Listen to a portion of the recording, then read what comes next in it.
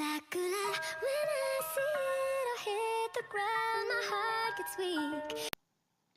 Hello les petits loups, j'espère que vous allez bien. Bon alors aujourd'hui on se retrouve pour mon coup de cœur de l'année. Je vais vous parler d'un manga auquel je tiens énormément à vous parler puisque c'est un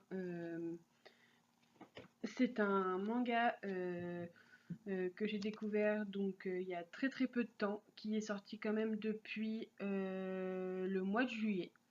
Voilà, mais que j'ai acheté que récemment en fait. J'ai acheté le tome 1 récemment et juste avant la sortie du tome 2. Voilà, donc je vais vous parler aujourd'hui du manga Beyond the Cloud, la fillette tombée du ciel.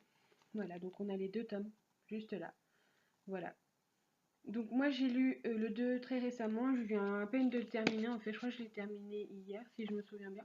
Alors en fait l'histoire c'est un jeune orphelin du nom de Théo qui devient mécano dans une ville un peu spéciale puisque elle est jaune, donc d'où la couleur de la couverture. Voilà.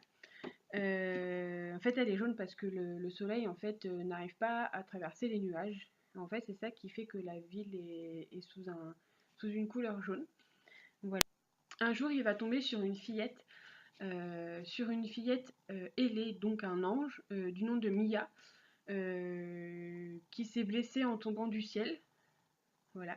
Qui s'est blessée en tombant du ciel et qui perd une aile. Et donc lui va lui promettre de l'aider. Ah oui, et j'oubliais qu'elle a aussi perdu la mémoire. Voilà. Et comme elle a perdu la mémoire et qu'elle n'a pas forcément les moyens de retourner d'où elle vient, c'est-à-dire du ciel, euh, Théo a décidé lui promet de l'aider et de l'aider déjà à guérir parce qu'elle est blessée quand même d'une aile, donc il va lui faire une aile lui-même. Ça va nous donner une belle aventure où Théo et Mia en fait vont rechercher un mage, ils vont aider. En fait, l'histoire principale, c'est que Théo veut aider Mia à juste retrouver sa mémoire et de savoir pourquoi elle est tombée du ciel, pourquoi elle a des pouvoirs. Voilà. J'ai beaucoup aimé cette histoire déjà de par la couverture, puisque la couverture, je la trouve très très belle et très originale. Parce qu'on a beaucoup des couvertures plein de couleurs, tout ça, mais là, ça se concentre vraiment que sur certaines couleurs autour du jaune et c'est complémentaire, et ça, j'aime beaucoup. Même quand on regarde derrière, c'est vraiment très très joli, j'aime beaucoup. Voilà.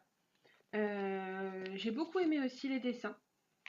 Ils sont simples. En fait, c'est un peu un dessin style croquis. Il faut que je vous trouve une petite image.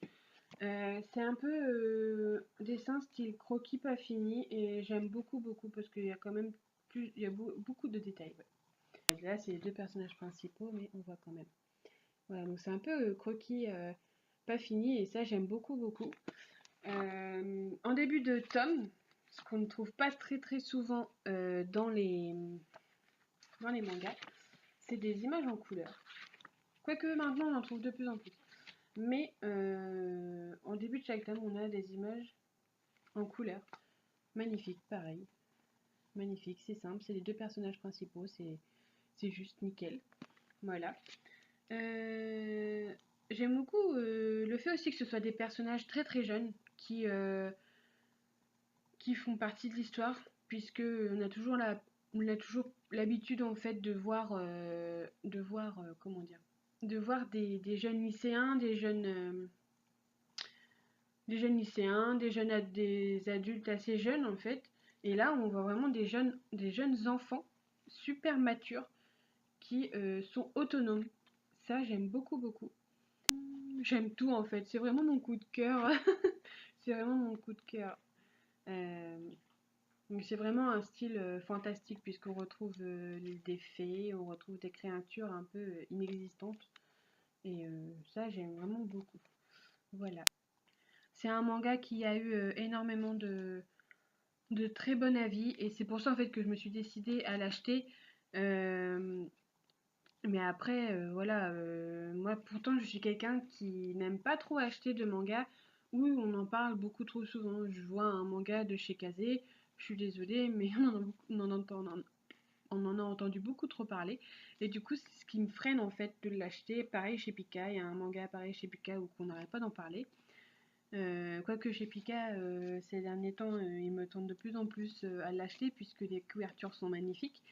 pense que pour aujourd'hui ce sera tout. Donc c'est terminé pour cette vidéo. On se retrouvera pour une nouvelle présentation manga qui arrive très prochainement puisque je suis en train d'en lire un. Voilà. Du coup, je vous dis à bientôt et à la prochaine.